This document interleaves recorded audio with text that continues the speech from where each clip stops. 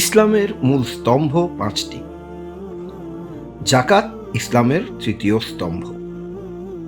জাকাত এমন একটি ইবাদত যা একটি নির্দিষ্ট পরিমাণ সম্পদ থাকলে একজন মুসলিমের উপর বছরে একবার ফরজ হয়। জাকাত শুধুমাত্র আমাদের ধর্মীয় জীবনেই নয়, আমাদের আর্থসামাজিক জীবনেও অনেক গুরুত্বপূর্ণ।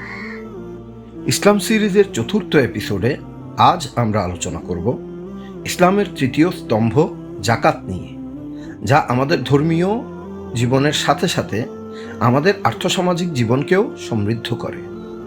হ্যালো এভরিওয়ান, আসসালামু আলাইকুম, this is Mostak and welcome to my channel. জাকাতের অর্থ হল পবিত্রতা ও বৃদ্ধি। ইসলামে জাকাত আমাদের সম্পদকে পবিত্র করে এবং এতে বরকত আনে। এটি ধনী গরিবের মধ্যে সম্পদের ভারসাম্য তৈরি করে এবং সমাজে ন্যায় বিচার নিশ্চিত করে। কোরআনে আল্লাহ সুবহানাহু ওয়া তাআলা বলেন, আর তোমরা নামাজ কায়েম করো, জাকাত আদায় করো এবং রুকু করো রুকুকারীদের সাথে।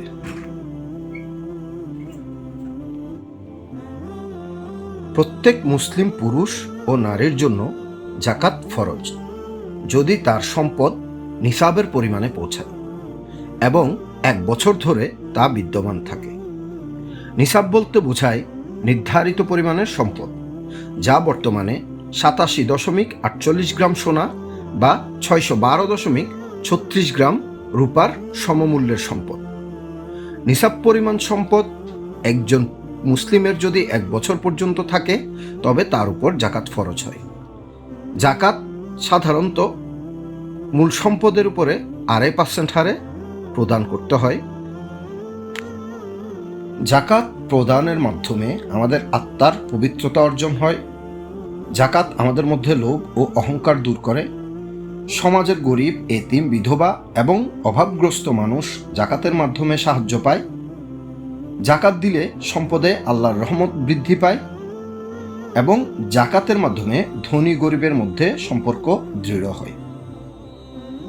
জাকাত দেওয়ার আগে আমাদেরকে কিছু বিষয় মাথায় রাখতে হবে। জাকাত দেওয়ার আগে নিজের সম্পদের হিসাব করে নিতে হবে। জাকাতের অর্থ গরিব, মিসকিন, ঋণগ্রস্ত এবং আল্লাহর পথে ব্যয় করতে হবে এবং জাকাত দিতে ইচ্ছা অনিচ্ছার কোনো জায়গা নেই। এটি অবশ্যই আদায় করতে হবে, কারণ এটি ফরজ ইবাদত। ভাই ও বোনেরা, জাকাত আমাদের দায়িত্ব এবং এটি আল্লাহর পক্ষ থেকে আমাদের জন্য একটি পরীক্ষা। সঠিকভাবে জাকাত আদায় করলে আমাদের জীবনেও বরকত আসবে এবং আমরা আল্লাহর সন্তুষ্টি অর্জন করতে পারব।